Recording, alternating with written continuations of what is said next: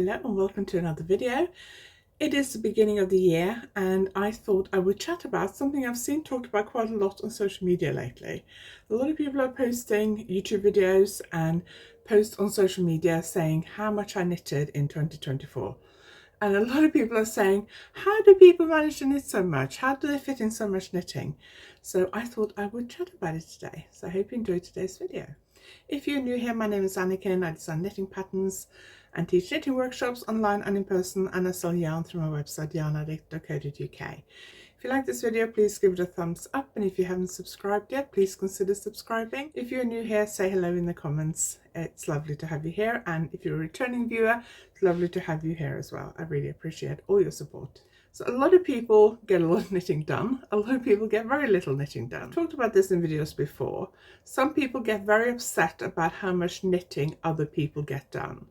And I have talked about this before in videos. If I can find any of them, I will link them below and at the end of this video.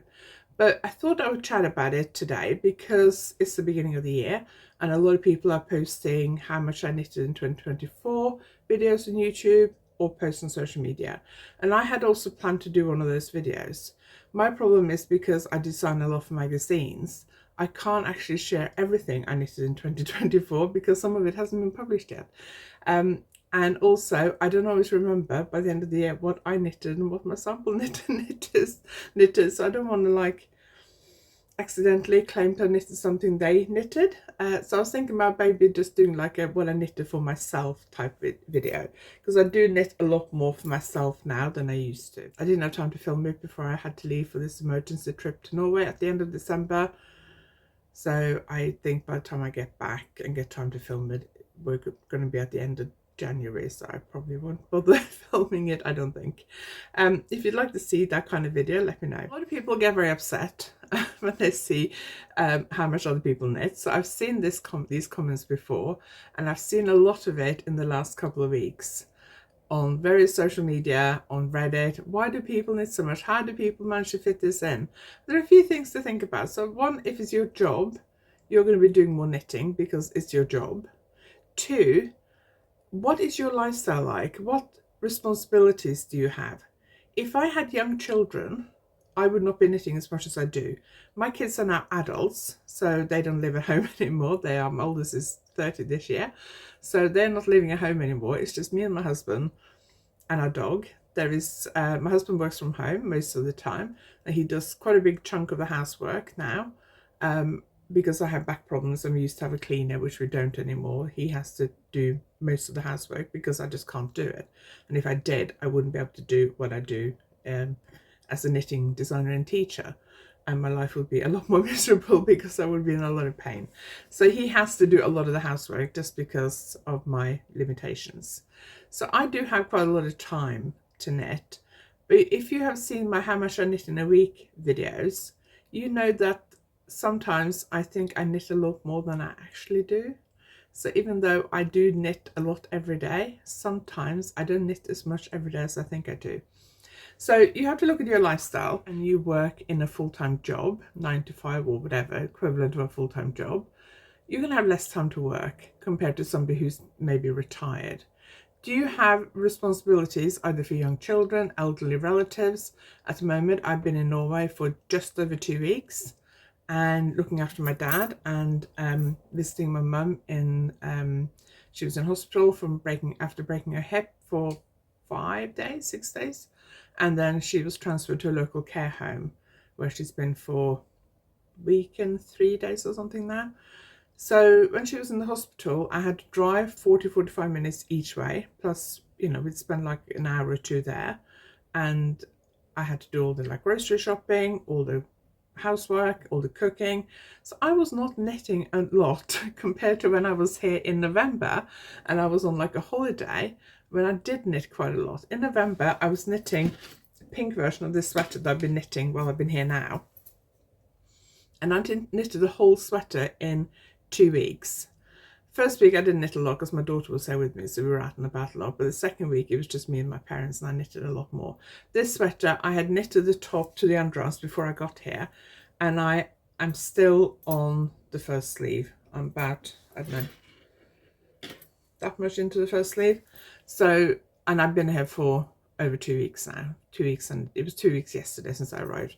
So I have not had as much time to knit this time, because last time I was here for 2 weeks I knitted a whole sweater, and that's not going to happen this time. I'm hoping to finish the sleeves before I go, but I got like 3 days left, today, tomorrow and Wednesday, and then I leave on Thursday. So I don't even know whether I'm going to finish this sweater before I leave. So you need to look at your lifestyle and your responsibilities. If you have caring responsibilities, if you work, if you have other hobbies, you're not going to have as much time to knit as somebody for whom this is like a full-time job, or they may be single, or they don't have any dependents, either children or relatives. They may not have any pets that take up a lot of work. If you have a dog that you have to walk twice a day and groom and all that kind of stuff, that takes up time. And also look at your limitations, your physical limitations. Do you have any disabilities, injuries, chronic conditions that limit your knitting? So some chronic conditions, you may feel very tired and you may have to go to bed earlier in the evening. So you may get less knitting time in the evenings. If you're in a chronic pain, you may not be able to knit as much because you end up in a lot of pain when you knit. I do have chronic pain and I am very tired a lot of the time, and I don't always sleep that well.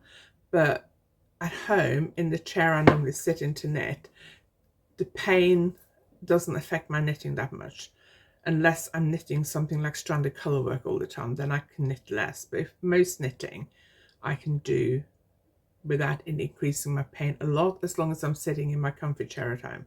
At my parents', I'm getting more pain knitting. I can feel like a lot more pain in my neck and my shoulders than I do at home. So I have to be a bit more careful about how long I knit for. Other things that affect your knitting speed and output is what you knit. So, and also what size you are. So if you are mainly knitting jumpers, are you my size? I'm a UK size 22 on average. I mean, I've got tops that are anything from like, I've got some tops that are like a size 16, UK size 16. They're quite oversized ones. And then I've got some tops that are like 24. So, but I would say most of the time I'm like a 20, 22, depending on the brand. So I'm quite big anyway, and I'm tall. So to knit a sweater for me takes a lot more time than it takes to knit a sweater for somebody who's like a size 10. I prefer to wear knitwear knitted in thin yarn. Like this sweater that I'm knitting now is lace weight yarn. It has the equivalent of 800 meters per 100 grams. And that was also the sweater I knitted when I was here in November. I have knitted a few jumpers for myself in the last year in 4-ply yarn. I have not knitted a sweater for myself in DK yarn. I do have one sweater that fits me in DK yarn. That was actually knitted by one of my sample knitters for a magazine submission. I normally knit a sweater for myself in DK, Aran or chunky weight yarn because that's just too hot. When I considered making this, I was considering holding 2 strands double. But when I worked out how much money that would cost in yarn, it would nearly double the cost of the yarn, and I wasn't willing to pay that. And I thought it might also end up too thick. So I thought I'll knit it in lace weight yarn because it's alpaca silk and a tiny bit of merino. It is actually quite warm. So you have to look at the size. So knitting something for somebody like my size or bigger, it's going to take a lot longer than it takes to knit something for somebody who's a size 10. A lot of these influencers and YouTubers that knit a lot of stuff are knitting, especially a lot of younger people, and I'm not having a go at younger people, but from what I've seen, a lot of the influencers, knitting influencers and YouTubers that have quite a large following seem to be knitting an awful lot of stuff, either holding several strands of yarn together, which obviously makes the yarn thicker, or they're knitting in chunky yarn, and I just hate knitting in chunky yarn. So I rarely knit with, I can't remember the last time I knitted with anything thicker than a DK. And even for magazine designs, I prefer 4-ply, but I do sometimes go for DK just because I think it'll be quicker. But I noticed the difference when I'm knitting a design for a magazine, which is usually UK size 10, compared to knitting, if I was knitting that same design for me, who's twice that size. So that's important to take into account. Also your knitting speed, which is quite often dictated by your knitting style and your knitting experience. So let's talk about knitting style and speed first.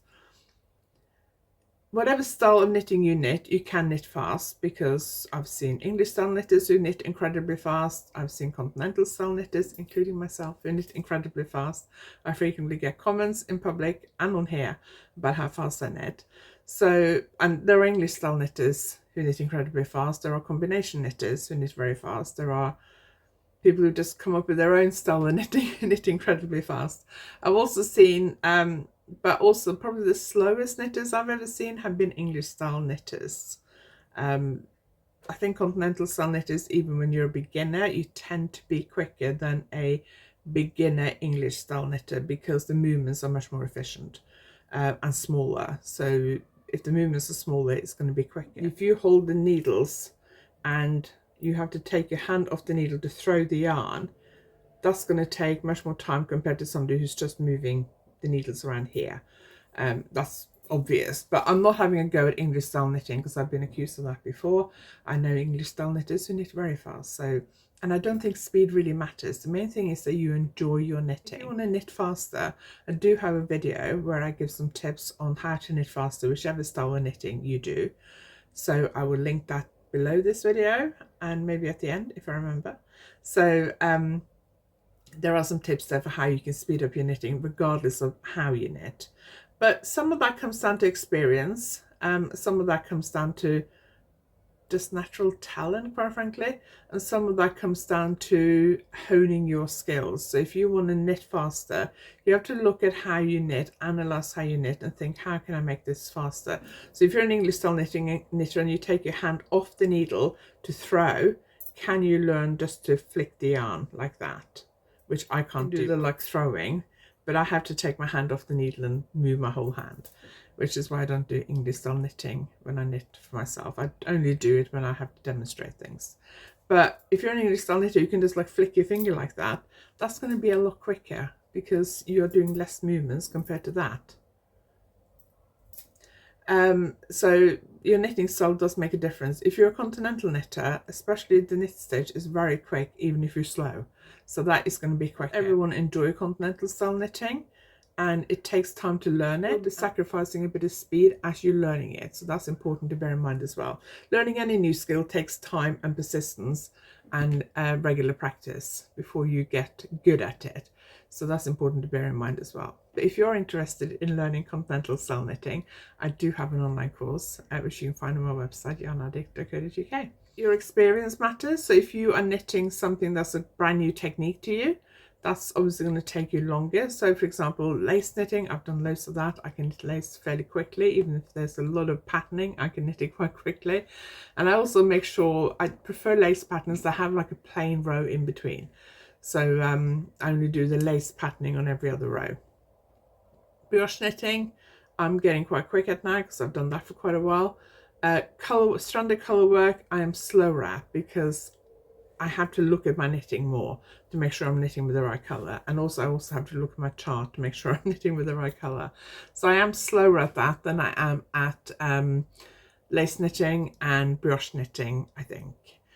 If it's just plain stocking stitch, especially if it's in the round, then I'm quite fast because I just, you just keep going around and around and around, and I can knit stitches very quick.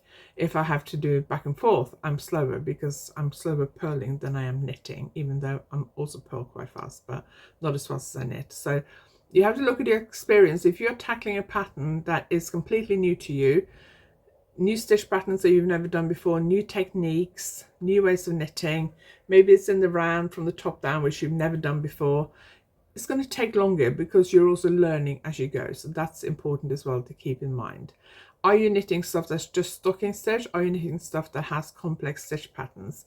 Complex stitch patterns will take longer because they just do. So how do you spend your time? So some people will knit every time they sit down. I thought I knitted every time I sit down. Turns out I don't. I sometimes will scroll on my phone. I will have my knitting in my lap and think I'm knitting, but I'm actually scrolling on my phone, which is not good. I'm trying to do less social media scrolling. Some of it I have to do because it's part of my job. I tend to knit in public.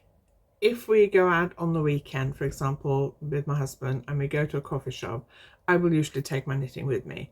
When I'm here in Norway, like today I'm going out after I film this, and I'll take my knitting with me, and when I have a break for lunch I will do some knitting. When I go out with my mum when I'm here, I don't tend to take my knitting with me. I don't know why, but I just don't tend to. if we go out for a meal in the evening, I don't tend to take my knitting with me. I've seen people on social media and YouTube who always seem to take their knitting with them wherever they go. I don't tend to do that. I don't very often knit in waiting rooms when I'm waiting for like dentist and doctor's appointments and that kind of thing, unless I think I'm going to be waiting for hours. Like if I was going to have to take someone to A&E or like an out-of-hours doctor's surgery, I would take my knitting because I would think this could be like hours of knitting. So I would take my knitting with me. But if I just go and see my doctors and I have an appointment or dentist, I don't always tend to take my knitting because quite often I'll use that time just to do some scrolling on social media without feeling guilty about it.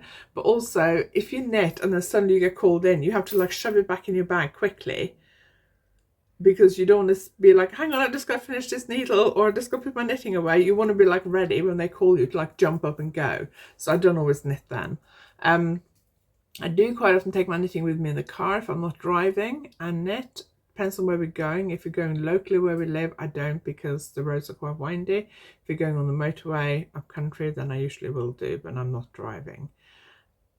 When I was traveling to Norway, I was knitting in the car on the way to the airport because I was trying to finish a hat for my daughter. I was knitting at the airport. I didn't knit on the plane, but I do sometimes knit on the plane. Depends on how cramped it is. Sometimes it's quite cramped and I don't feel comfortable knitting. And most of the flights I take are 2 hours or less. When we go on holiday in the summer, I will knit on the beach. So I do knit a lot in public, but I don't knit every time I'm in public and sitting down. But look at where you can fit in knitting. So I used to get up in the morning when my kids were still at home and do an hour in knitting or half an hour to an hour in knitting before I got the kids out of bed. And then I would rather get up at like 6 and have like an hour of quiet time before everybody else woke up. Now I don't do that because I get up and I quite often work out first thing in the morning because I know that's the best time to get my workout done. I will quite often knit when I take my mid-morning break. I have to take regular breaks because of chronic pain. I can't work at the computer for hours at a time. So when I take a break, I will watch telly and knit, and then I will knit for most of the evening. So you need to find out when you can fit knitting into your day. If you sit down and have a cup of coffee or a cup of tea or whatever, can you knit a few rows? If you're with your kids and they're watching telly or you're watching them do their swimming lessons or ballet lessons or football or whatever, can you knit while you watch that?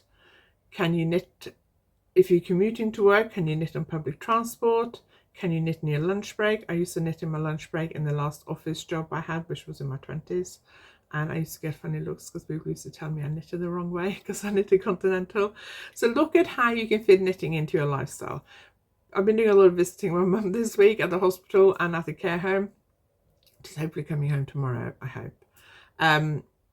So I've been knitting in the hospital and in the care home while I've been visiting her because, you know, we're just sitting there chatting for a couple of hours. I can easily knit while I do that. So look at where you can fit more knitting into your life. And also be kind to yourself. Stop comparing yourself to other people on social media. You don't know what their life is like or what else they do. I don't have that many other hobbies apart from knitting. Knitting is my job, is my hobby. I have started going to the gym, so I do now sometimes work out in the afternoon rather than in the morning. But if I work out in the afternoon, I tend to start work earlier in the morning because I'm not working in the afternoon because I'm going to the gym. So, you know, you need to look at what you're doing compared to other people. So don't compare yourself to other people. You don't know their circumstances, their lifestyle, their responsibilities, what they prioritize. Look instead about what you can control, which is what you do and how you choose to spend your time. I guess so many people say to me, oh, I wish I had time to knit. And it just makes me angry because the way people quite often say that makes it sound like, oh, I'm spending my time better than yours. Like, oh, you must have so little going on in your life that you've got time to knit as much as you do. That's how I take it. They might just be thinking, oh, I wish I had more free time to knit. But we can all fit in what we want to fit in.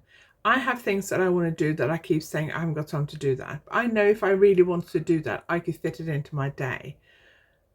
Most of us, unless you are working really, really long hours and looking after kids or older family members or whatever the rest of the time, but most of us have some free time each day. So if you're thinking, I want to spend more time on my hobbies, but I don't have time, actually map out your day for a week. Either do it on your phone or keep a notebook with you. It's Google Calendar for this, for example. Actually write down what you do. So got up at 7, scroll social media for half an hour, got showered, dressed, got breakfast, scroll social media while I was having breakfast, travel to work, read a book. Just map out your day and then think, okay, I'm traveling to work, I'm reading a book. Do I want to read a book? Do I want to knit? If you want to read a book, read a book. If your goal is to read more this year, read a book on your commute to work. But you might think, well, I enjoy reading a book, but can I listen to an audiobook and then knit at the same time? So then I can do two of my hobbies at the same time. I listen to a lot. I used to listen to a lot of audiobooks, especially when I was traveling and walking the dog and stuff. So even though I wasn't physically reading a lot of books, I was listening to a lot of books. Now I follow so many podcasts that I listen to audio podcasts more when I walk and travel than audiobooks. But I do read more because I've got a new Kindle a year ago and I am using it a lot more than I was before. So I'm reading more now than I was. But I mainly read in the evening because I'm not willing to give up knitting time to read. Although I have managed, if I'm knitting simple things, to be able to read and knit at the same time. It's not as efficient, but I do occasionally do it. Track your lifestyle and work out where you can fit in more time to do the things that you want to do, whether that's reading, knitting, something else, cooking, whatever. Look at where you can fit into your life and where you can fit in more. Can you get up half an hour earlier because you want to do a bit of knitting and have half an hour quiet time before the rest of the family gets up? I love that. I love my morning quiet time. Just look at where you can fit things into your life and then look at what you're knitting. Do you enjoy what you're knitting? If you want to knit more, are you going to enjoy those things as much? If I want to knit more sweaters for myself, I can knit them more in chunky and I would knit more sweaters, but they would cost me a lot more money because chunky sweaters tend to cost more than a sweater in thin yarns. But I also wouldn't be wearing it because they'd be too thick for me and I'd be too hot. So, you've got to balance these things up as well. As long as you are producing the kind of things you want to do, then don't worry about how much you're producing. So let me know, do you tend to compare yourself to other people? Have you fallen into this trap of thinking, oh, how do they get so much knitting done? And do you wish you could fit more knitting or something else into your life? Do you want to work out, read more, cook more, do more gardening, whatever? Share with me in the comments and also share your top tips for how to fit more of what you want to do into your life. And be kind to yourself. Stop comparing yourself to others, especially on social media, because you only see a snapshot of their life. You don't see everything they do. Some people share more of their life than others, but nobody shares everything of their life on social media, or very few people do. So do be kind to yourself and stop comparing yourself to others. And that goes for every aspect of our lives. And I say that to myself as much as to everybody else because I also compare myself to others a lot of the time. And I'm trying to be, I was quite hard on myself in 2024, I think. I spent a lot of the year feeling a bit like a failure because some of the things in probably mainly in my professional life, wasn't going the way I wanted it to go. But we've also had quite a tough year of the last few years for a lot of personal reasons. We both got elderly parents. My mother-in-law passed away nearly a year ago now, and my parents are in poor health. My father-in-law is 88, so he's got some problems. Well, he's doing really well for 88. But we have responsibilities, and last year was quite tough from that point of view. I'm going to Norway a lot more. I went to Norway Christmas 2023, March, May, September, November 2024, and then I arrived again at the end of December. Then I'm going again in February. If I'm going to Norway 4, 5, 6 times a year, I'm not going to have time to do certain other things because, I only have so many hours in a day. But the thing is, we all have the same number of hours in every day, and we do choose how to spend that. Some things are outside our control, but work out how many hours a day is within your control and work out how you want to spend that time. So let me know, share your top tips for how you managed to do what you want to do. Are there any areas of your life that you want to improve? Is there anything you want to do more of this year? let me know in the comments. And thank you very much for watching. I really appreciate it. If you like this video, give it a thumbs up. And if you haven't subscribed yet, please consider subscribing. I really appreciate you being here. Thank you for watching, and I'll see you next time.